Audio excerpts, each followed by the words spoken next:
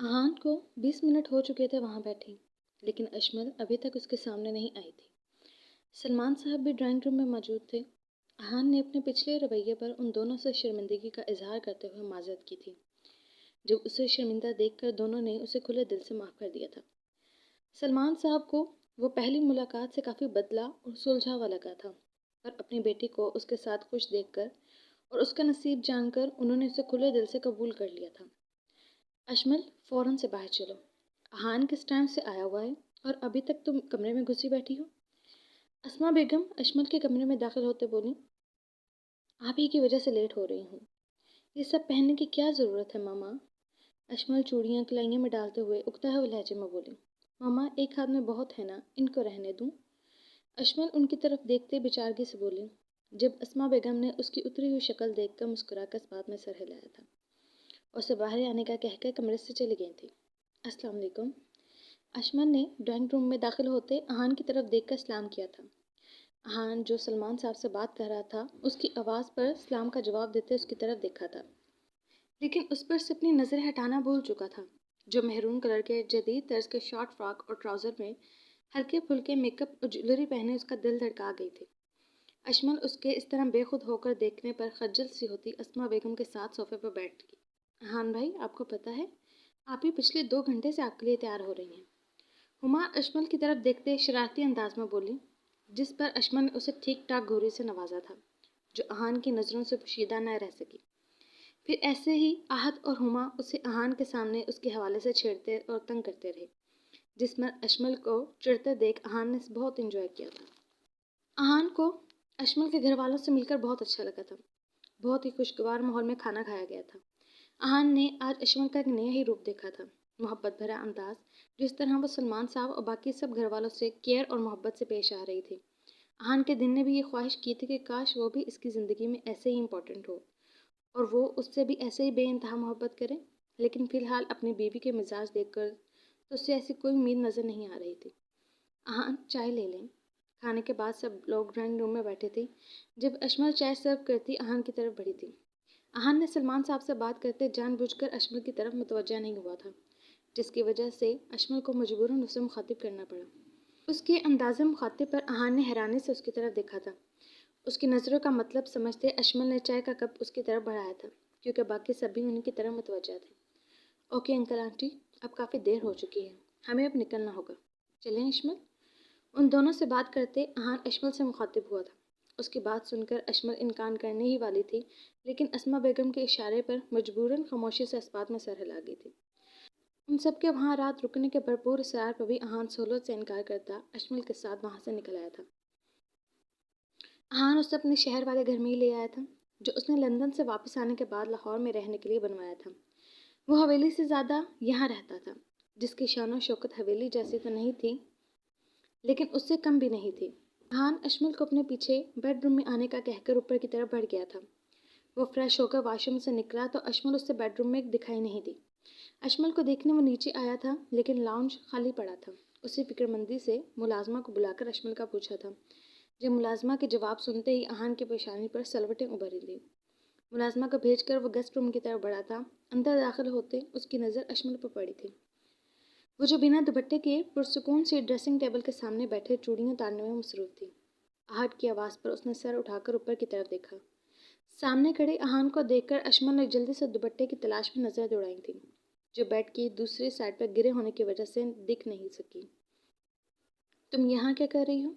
मैंने तुम्हें बेडरूम में आने के लिए कहा था ना।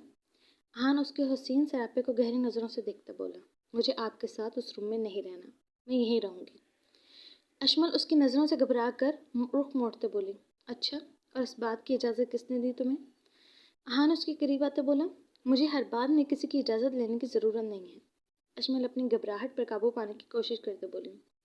जब अहान ने उसकी कमर में हाथ डालकर अपने बेहद करीब किया था, मतलब तुम नहीं आओगे मेरे साथ बेडरूम में? अहान उसकी कलाइयों में मौजूद चूड़ियों को छेड़ते हुए बोला, नहीं। अशमल उसकी हरकत पर सिर्फ इतना ही बोल पाई थी, ये क्या कर रहे हैं आप? अहान मज़ीद कुछ भी बोले बगैर उसे बाहों में भरते भाई की तरफ बढ़ा था। जब अशमल चिल्लाते हुए बोले, वही जो मुझे करना चाहिए, वो अशमल का शर्म से सुर्ख होता हुआ चेहरा देखकर बोला था, इस बार में इंतहाई शराफत से तो मैं यहाँ लाया हूँ। اگر نیکسٹ ٹائم ایسی کوئی بھی فضول حرکت کی تو انجام کی ذمہ دار تم خود ہوگی۔ احان اس کو اچھے سے باور کرواتے بولا، جب اشمل اس کے اتنے قریب ہونے کی وجہ سے اپنی پوزیشن کا خیال کرتے کچھ بول بھی نہ سکی تھی، کیونکہ واقعی اس وقت وہ اسے چھیڑ کر اپنے لیے مشکل پیدا نہیں کرنا چاہتی تھی۔ احان کے نیچے اتارنے پر اشمل جلدی سے ڈریسنگ روم کی طرف بڑھ گئی تھی۔ اشمل کافی دیر بعد چینج کر کے نکلی تھی تاکہ احان سو چکا ہو، مگر اسے بیڈ پر لیٹے موبائل پر مصروف جاگتے دیکھ کر وہ خاموشی سے ٹیرس کی طرف بڑھ گئی تھی۔ ٹیرس پر آ کر سامنے کا منظر دیکھ کر اشمل کا خراب موڈ کافی حد تک بحال ہو چکا تھا۔ اس سائڈ پر سامنے ہی ٹیرس بنایا گیا تھا، وہاں کی گئی مدھم سی لائٹنگ کا پانی میں پڑنے کی وجہ سے پانی کی لہریں ہر طرف ایک دلکش سا سما باندھ رہی تھیں۔ اشمل کو یہ جگہ بہت پسند آئی تھی۔ کافی دیر وہاں کھڑے رہنے کے بعد وہ کمرے میں آئی تو احان کو سوتا دیکھ کر آرام سے اشمل بستر کی دوسری طرف آ کر بیٹھ گئی تھی۔ پتہ نہیں ہر ایک کو یہ شخص اتنا اچھا کیوں لگتا ہے، کسی کو کیوں نظر نہیں آتا یہ ایک نمبر کا انا پرست، خودسر اور بدتمیز انسان ہے، جسے صرف اپنی اور اپنی خواہشات کی پرواہ ہے، دوسرے لوگ جائیں بھاڑ میں۔ اشمل کی نظریں احان کے مغرور نقوش پر تھیں، جو واقعی کسی کو بھی دیوانہ بنانے کی صلاحیت رکھتے تھے۔ اشمل احان کی طرف دیکھتے اپنے ہی سوچوں میں گم تھی جب احان کی آواز پر چونک کر سیدھی ہوئی تھی۔ ڈیئر وائف، اگر تم نے اچھی طریقے سے مجھے گھور لیا ہو تو لائٹ آف کر کے سو جاؤ، کافی رات ہو چکی ہے، آج کے لیے میری اتنی ہی برائیاں کافی ہیں۔ اشمل سمجھ رہی تھی کہ وہ سو چکا ہے، لیکن بند آنکھوں سے بھی وہ اس کی نظریں خود پر اچھے سے محسوس کر رہا تھا۔ جب اس کی بات پر اشمل خفت زدہ سی ہوتی لائٹ آف کرتی، بیڈ کی ایک طرف بالکل کونے میں ہوتی لیٹ گئی تھی۔ ان کو وہاں آئے ہوئے ایک ہفتہ ہو چکا تھا۔ احان روز اس کے اٹھنے سے پہلے آفس کے لیے نکل جاتا تھا اور رات کو بہت لیٹ آتا تھا کہ اشمل سو چکی ہوتی۔ اشمل اس روٹین سے تنگ آ چکی تھی، وہ سوچ کر یہی آئی تھی کہ احان رضا میر سے بالکل بھی کوئی بات نہیں کرے گی، لیکن یہ رویہ تو اسی نے اپنا رکھا تھا جس سے اشمل اتنی تنگ آ چکی تھی۔ گھر کے ہر کام کے لیے ملازم موجود تھے، اس لیے وہ پورا دن فارغ ہوتی تھی، جس سے وہ زیادہ کوفت کا شکار ہو رہی تھی۔ وہ پورے گھر کا اچھے سے جائزہ لے چکی تھی، لیکن صرف بیڈ روم کے ساتھ بنا روم جو لاک تھا وہاں نہیں گئی تھی۔ 9:30 کا ٹائم تھا جب احان روم میں داخل ہوا تھا۔ اشمل نے آج جلدی آنے پر اسے حیرانے سے دیکھا تھا۔ احان کافی تھکے ہونے کی وجہ سے اس کے پاس صوفے پہ گرنے کے انداز میں بیٹھا تھا۔ اشمل نے غور سے اس کی طرف دیکھا۔ کیا ہوا؟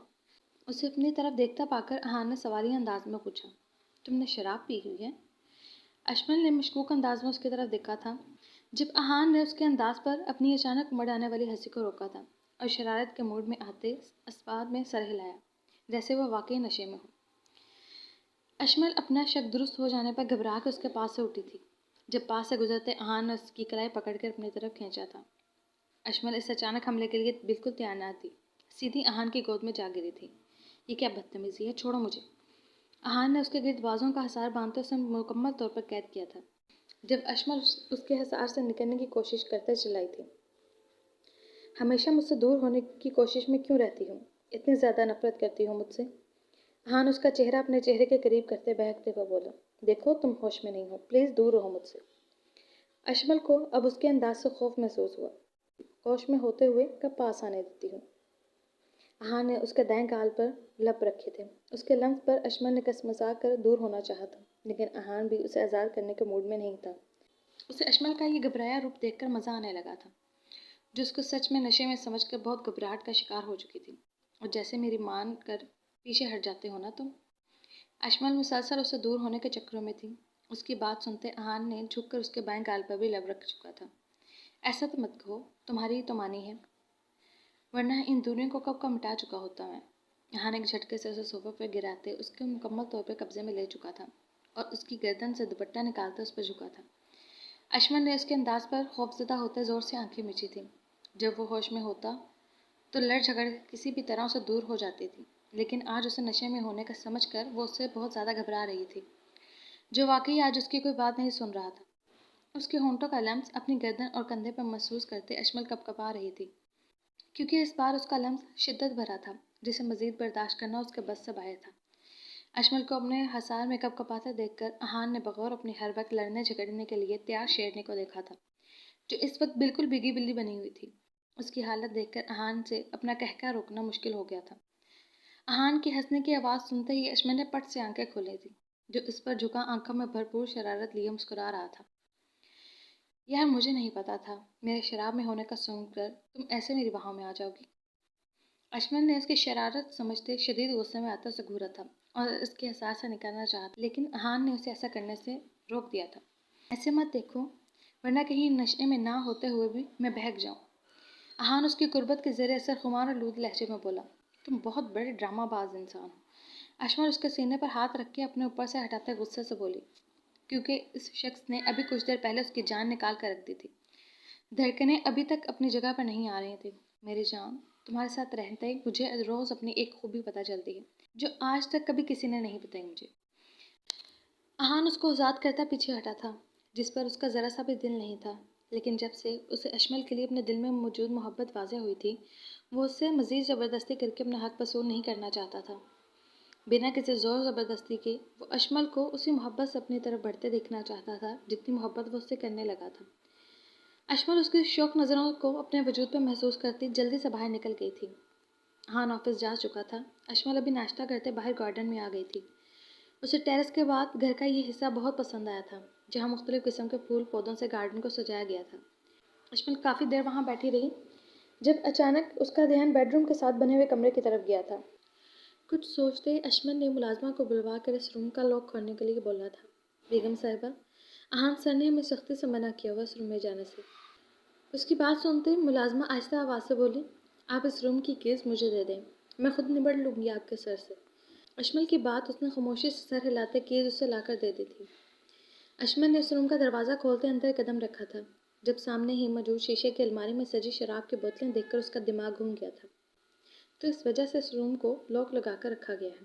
بہت شوق ہے نا تمہیں دوسروں پر اپنی مرضی مسلط کرنے کا؟ اب میں بتاتی ہوں تمہیں احان رضا میر کتنا برا لگتا ہے۔ اشمل نے ارد گرد نظریں دوڑائیں، جب نظر دروازے کے پاس رکھی باسکٹ پر پڑی تھی۔ باسکٹ کو اٹھا کر الماری کے پاس رکھتے اشمل نے شراب کی ساری بوتلیں اس میں ڈالی تھیں اور ملازمہ کو بلا کر اسے باہر پھینکنے کو کہا تھا۔ ملازمہ احان کے غصے سے ایسا کرنے سے انکاری تھی، لیکن پھر بھی اشمل کا حکم بھی نہیں ٹال سکتی تھی، کیونکہ اس بات کی بھی احان نے سختی سے ہی ہدایت دی تھی۔ ناچار 3 ملازم مل کر باسکٹ اٹھا کر باہر کی طرف بڑھ گئے تھے۔ اشمل نے اپنی نگرانی میں وہ تمام بوتلیں ضائع کروائی تھیں اور احان کا غصے بھرا ری ایکشن سوچ کر مسکرائی تھی، کیونکہ جس طرح کل احان نے اسے بیوقوف بنایا تھا، اس بات کا بدلہ بھی تو لینا تھا نا۔